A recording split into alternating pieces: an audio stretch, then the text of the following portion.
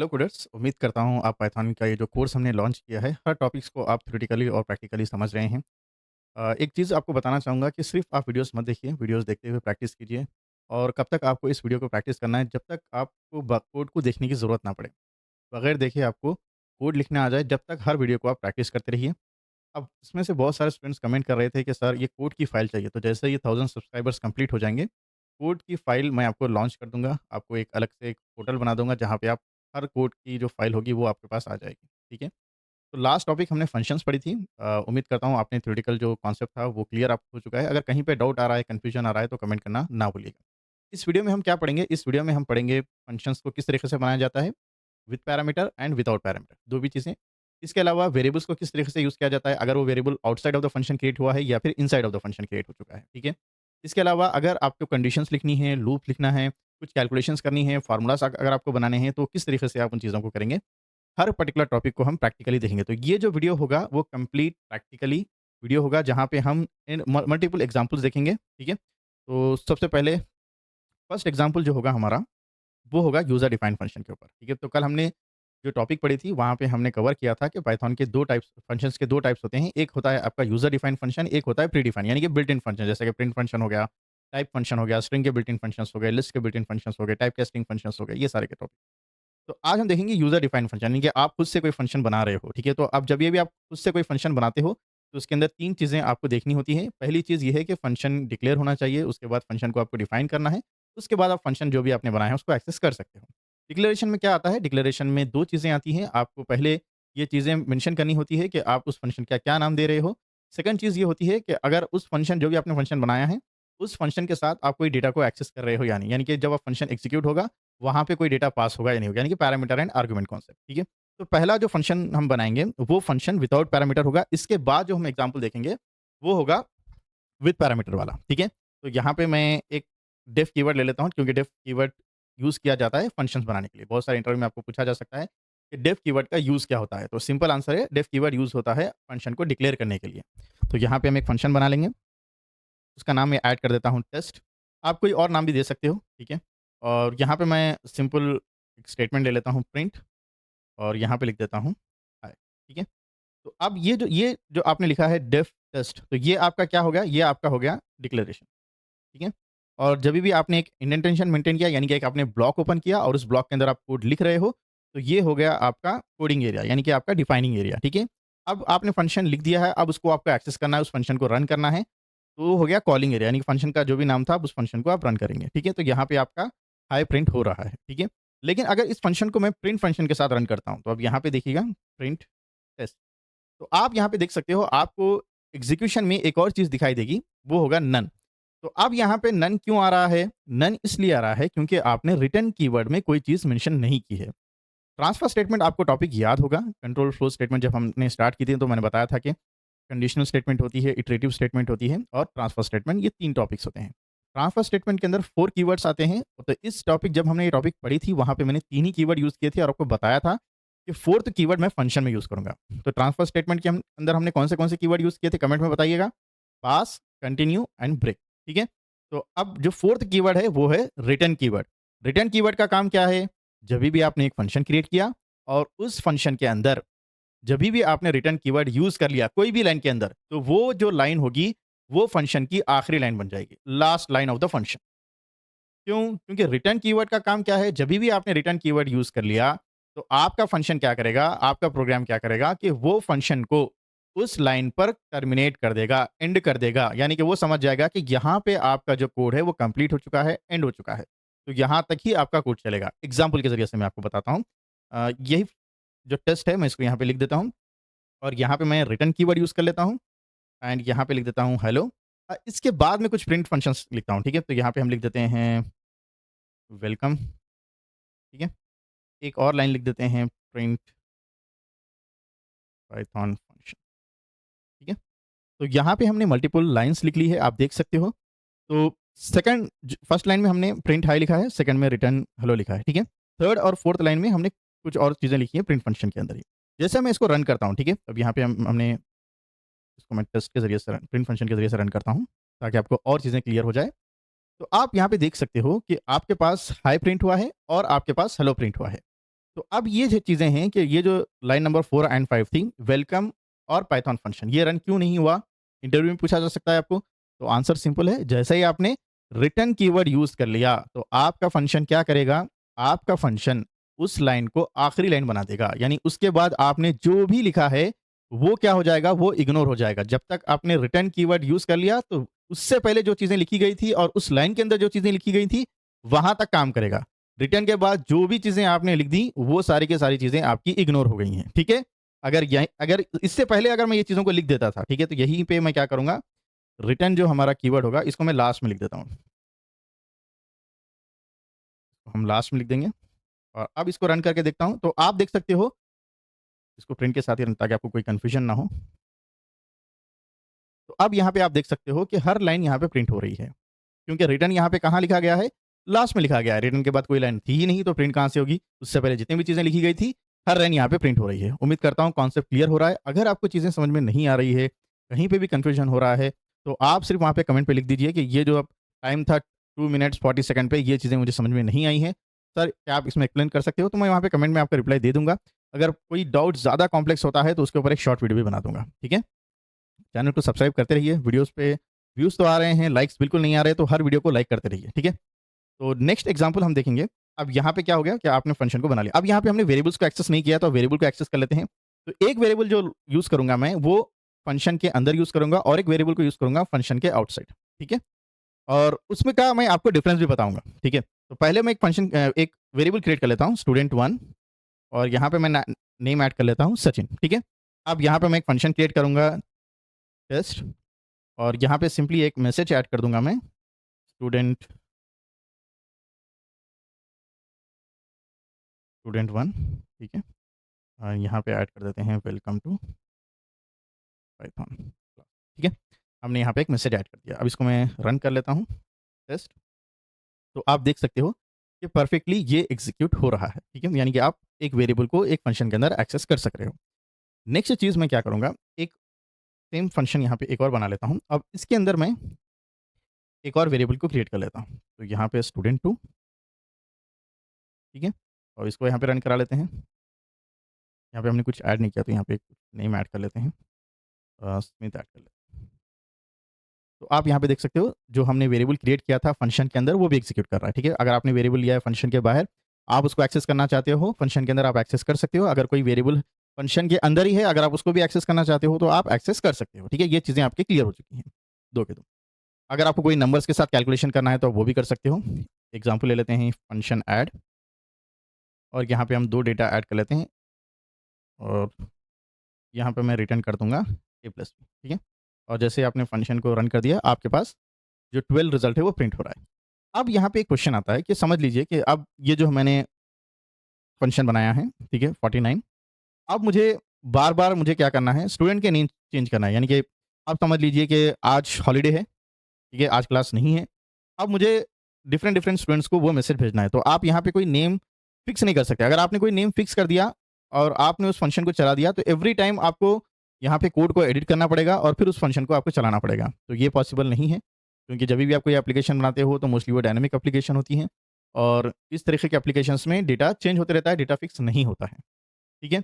अभी समझ लीजिए कि ये कैलकुलेशन जैसे कि आपने कैलकुलेटर बना लिया, तो ज़रूरी नहीं है कि जब आपने एडिशन ऐड किया हो, तो एक ही रिज़ल्ट बताए। क्योंकि जो एडिशंस होते हैं, सब्ट्रैक्शन जो भी कैलकुलेशंस होती है, जो यूज़र नंबर देता है, उसके बेसिस पे होती है।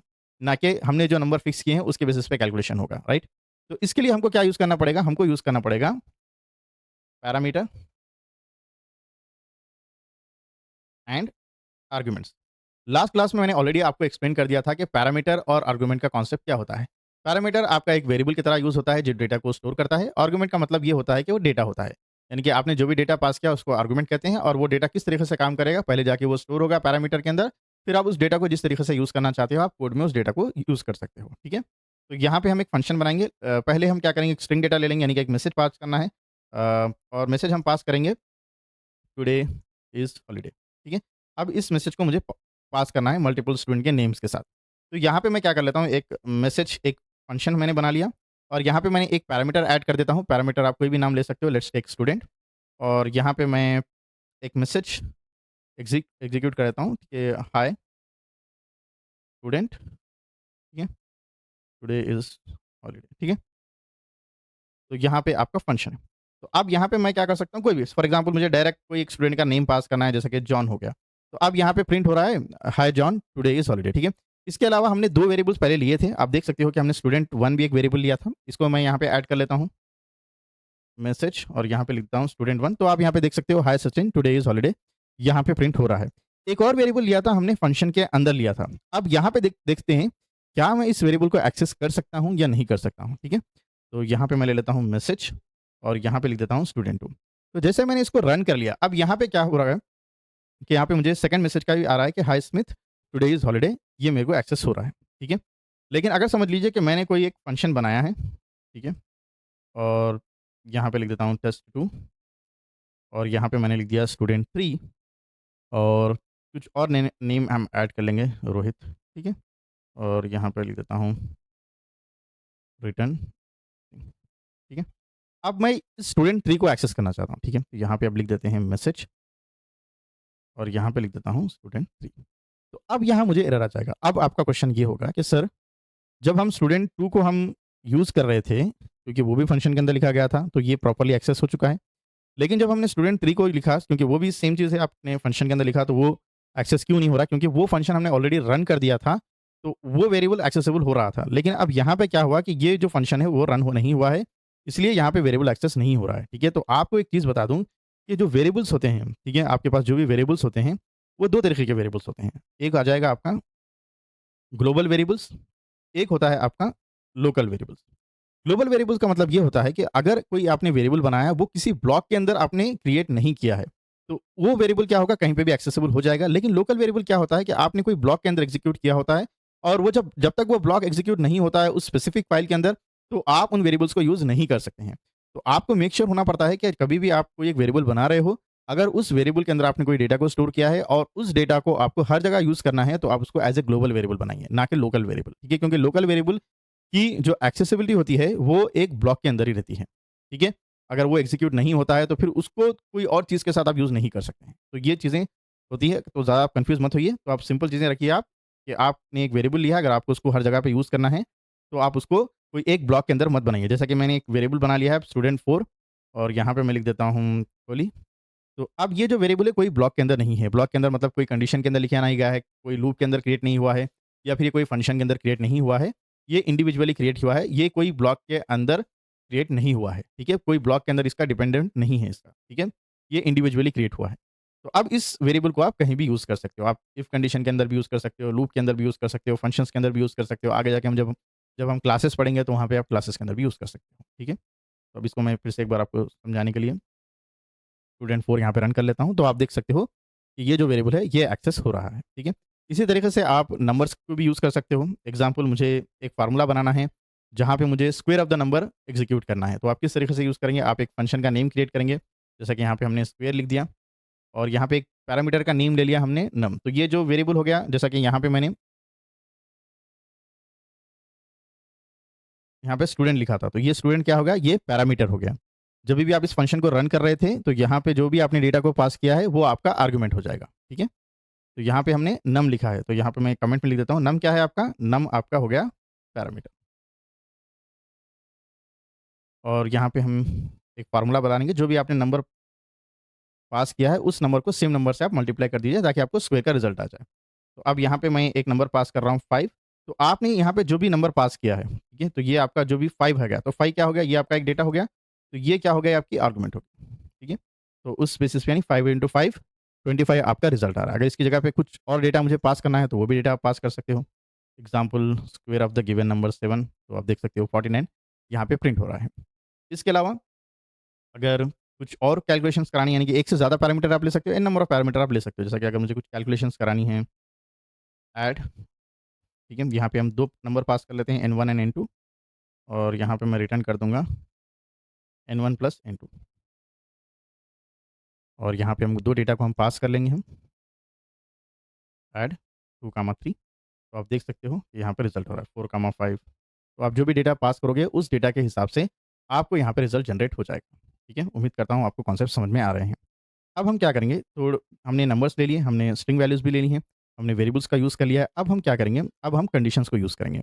किस तरीके से आप कंडीशंस को यूज़ करके कोई भी एक रिज़ल्ट्स को आप जनरेट करा सकते हो, ठीक है? तो उसके लिए हम सेम मल्टीपल कैलकुलेशंस ले लेंगे, ठीक है? यहाँ पे मल्टीपल कैलकुलेशंस ले लेंगे।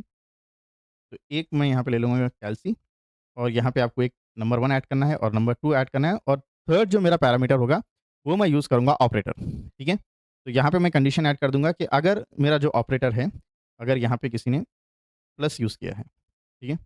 प्लस यूज़ किया है, तो क्या हो कि यहाँ पे मेरा n1 प्लस n2 प्रिंट हो। अगर किसी ने यहाँ पे प्लस की जगह पे माइनस एंटर किया है, तो जब क्या रिटर्न हो? तो यहाँ पे मैं लिख देता हूँ, यहाँ पे हमको डबल इक्वल सिंबल यूज़ करना था और यहाँ पे हम यूज़ कर लेंगे return n1 minus n2 else if operator double इस तरीके से आप मल्टीपल चीज़ें आप ऐड कर सकते हो। Return n1 into n2 else if थोड़ा स्क्रॉल कर लेंगे यहाँ पे operator division symbol return n1 divided by n2। अगर इसकी जगह पे कोई और कीवर्ड यूज़ हो रहा है, तो यहाँ पे मैं सिंपली रिटर्न की स्पेलिंग रॉन्ग हो गई। तो यहाँ पे मैं एक स्ट्रिंग मैसेज जनरेट करा दूँगा, please use plus minus multiplication और डिवीजन और कैलकुलेशन, ठीक है? तो अब जैसे इसको मैं रन कर देता हूँ कैल्सी और यहाँ पे मैंने 2 वैल्यूज़ ऐड कर दी 2, 3 और यहाँ पे हमने ऐड कर दिया प्लस। तो आप यहाँ पे देख सकते हो 5 प्रिंट हो रहा है, ठीक है? इसी तरीके से आप कोई और वैल्यूज़ ऐड करते हैं जैसा कि कैल्सी 2, 3, अब यहाँ पे मैं क्या करता हूँ हैशटैग ऐड कर देता हूँ। तो अब यहाँ पे मुझे एक मैसेज आ जाएगा कि please use plus, minus, multiplication और डिवीजन फॉर कैलकुलेशन, यानी कि इस तरीके से आप कंडीशंस के यूज़ कर सकते हो। आप कंडीशन जो भी आपको कंडीशन लिखनी है आप लिख सकते हो। तो जभी भी आपको कंडीशन लिखना है तो इस तरीके से लिख सकते हो। इसके अलावा आप एक प्रैक्टिस कर सकते हो। जितने भी हमने कंडीशन के क्लास में एग्ज़ाम्पल्स पढ़े थे, उन सारे एग्ज़ाम्पल्स को आप फंक्शन में लिखने की प्रैक्टिस कीजिए, ठीक है? नेक्स्ट चीज़ लूप। तो यहाँ पे हम एक एग्ज़ाम्पल ले लेंगे लूप के लिए कि मुझे क्या करना है, एक स्टार्टिंग और एंडिंग नंबर मुझे पास करना है। उसके हिसाब से मुझे रेंज ऑफ वैल्यूज़ चाहिए, ठीक है? तो किस तरीके से हम इस फंक्शन को बना सकते हैं? तो यहाँ पे मैं एक डेफ कीवर्ड यूज़ कर लेता हूँ और यहाँ पे लिख देता हूँ रेंज ऑफ वैल्यूज़, ठीक है? और यहाँ पे हम लिख देते हैं स्टार्टिंग नंबर और यहाँ पे हम लिखते हैं एंडिंग नंबर, ठीक है? तो जभी भी आप कोई डेटा को यानी कि हमने अपने पास कर दिया कि 2 टू 10 तो अब 2 टू 10 जो भी नंबर होंगे वो यहाँ पे प्रिंट हो जाएँगे। अब किस तरीके से ये प्रिंट होंगे?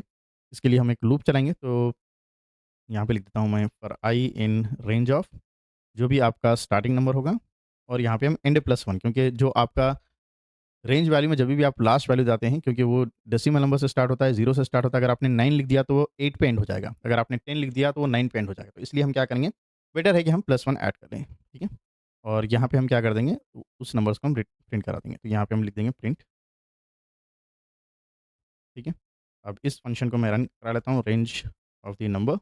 यहाँ पे हमने स्टार्टिंग वैल्यू ऐड कर दी समथिंग 3 और एंडिंग वैल्यू हमने ऐड कर दी 9। तो आप देख सकते हो 3 टू 9 जितने भी नंबर्स आ रहे थे, हर नंबर यहाँ पे प्रिंट हो रहा है। उम्मीद कर रहा हूँ आपको कॉन्सेप्ट समझ में आया। अब यहाँ पे एक इंटरव्यू क्वेश्चन आ सकता है कि किस तरीके से आप एक्सप्लेन करोगे कि हम फंक्शन को रीयूजेबल यानी कि जो हम फंक्शन बोलते हैं कि ये फंक्शन कॉन्सेप्ट हम क्यों यूज़ कर रहे हैं क्योंकि आपको कोड बार-बार लिखना नहीं है आपको सेम कोड को फिर से रीयूज़ करना है। तो किस तरीके से यूज़ करेंगे? जैसा कि आपने यहाँ पे कैलकुलेशन का फंक्शन बनाया था। तो अब ज़रूरी नहीं है कि आपको जब आप कैलकुलेटर बुला रहे हो उसमें आप प्लस ही यूज़ करें। हो सकता है आपको माइनस यूज़ करना है। जैसा कि अगर मैं यहाँ पे लिख दूँ माइनस और यहाँ पे कुछ और नंबर ऐड कर दें 12 ठीक है? तो अब यहाँ पे माइनस हो रहा है। हो सकता है आपको मल्टिप्लिकेशन यूज़ करना है। तो अब यहाँ पे देखिए आपको कोड चेंज करना नहीं है। आपको जो करना है आप कैलकुलेशन लिख दीजिए, आपको जो नंबर ऐड करना है वो नंबर ऐड कर दीजिए। आपका एग्ज़ीक्यूशन यानी कि यही फंक्शन क्या हो रहा है बार-बार यूज़ हो रहा है। हम इस कोड को बार-बार रन नहीं कर रहे हैं। ठीक है? यानी बार-बार फिर से नहीं लिख रहे हैं हम। ठीक है? अगर आप सेम कोड को बार-बार लिखते हैं, बार-बार एग्ज़ीक्यूट करते हैं तो वो क्या हो जाएगा, वो प्रोसेस लेंथी हो जाएगा। इसलिए हम क्या कर रहे हैं, इस कोड को एक नेम के अंदर हम सेव कर रहे हैं ताकि जभी भी हम सिर्फ़ नेम को कॉल करेंगे तो वो एंटायर कोड हमारा रन हो जाएगा। इसी को हम बोलते हैं फंक्शन रीयूजेबल यानी कि हर फंक्शन को आप मल्टीपल टाइम रीयूज़ कर सकते हैं। जैसे कि रेंज ऑफ नंबर फिर से हम इस फंक्शन को यूज़ करना चाहते हैं। तो अगर समझ लीजिए कि मुझे इस बार 1 से 10 तक नंबर्स को प्रिंट कराना है। तो आप फिर से जाके कोड में कोई चेंजेस नहीं कर रहे हैं आप यहाँ पे कोड में कोई चेंजेस बस सिर्फ़ आपने यहाँ पे स्टार्टिंग वैल्यू डाल दी, आपने एंड वैल्यू ऐड कर दी, तो अब यहाँ पे आप देख सकते हो कि सिंपली आपका 1 से 10 तक वैल्यू जो है वो प्रिंट हो रहे हैं। ठीक है? अब हम कोड लिखेंगे जहाँ पे हम इफ एल्स को भी यूज़ करेंगे यानी कंडीशंस को भी यूज़ करेंगे और लूप को भी यूज़ करेंगे, ठीक है? तो अब यहाँ पे हम एक एग्ज़ाम्पल ले लेंगे कि आपके पास रेंज ऑफ वैल्यूज़ है, लेकिन उन वैल्यूज़ में से मुझे सिर्फ़ और सिर्फ़ इवन नंबर्स प्रिंट कराना है, ठीक है? आपके पास जो भी आपके पास लिस्ट ऑफ डेटा है आपके पास, यानी कि आपके पास समझ लीजिए कि ये जो डेटा है आपका रेंज ऑफ वैल्यूज़ में से आ रहा है, ठीक है? तो अब जो भी आपकी लिस्ट डेटा है उसमें से सिर्फ इवन नंबर्स ही प्रिंट करें आप, ठीक है? तो अब यहाँ पे हम क्या करेंगे सेम मैं जो पुराना फंक्शन था उसी को मैं कॉपी कर लेता हूँ रेंज ऑफ वैल्यूज़ का, ठीक है?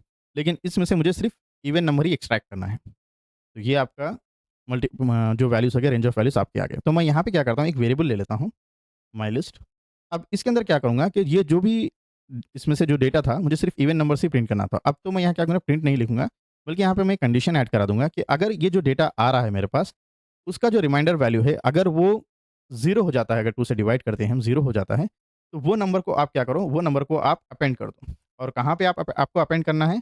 आपको अपेंड करना है माय लिस्ट के अंदर। यानी जो भी मेरे पास जो डेटा आ गया अगर वो रिमाइंडर उसका 0 हो गया, तो वो आप माय लिस्ट के अंदर ऐड करते जाइए, ठीक है? और जैसा ही ये लूप कंप्लीट हो जाएगा, मुझे क्या करना है, जो मेरी जो लिस्ट थी, उसको मुझे प्रिंट करना है, ठीक है?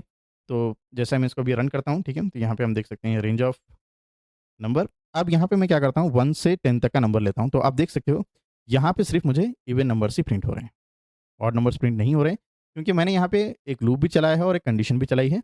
लूप में मेरे पास मल्टीपल डेटा आ रहा है, लेकिन मेरी कंडीशन के हिसाब से ही वो डेटा प्रोसेस होगा और वो डेटा स्टोर होगा। उम्मीद करता हूँ कि आपको कॉन्सेप्ट समझ में आ गया है। चैनल को सब्सक्राइब करिए, वीडियो को लाइक करिए। नेक्स्ट वीडियो जो होगा वो बहुत ही इंपॉर्टेंट है और टॉपिक का नाम है लैम्ब्डा फंक्शन।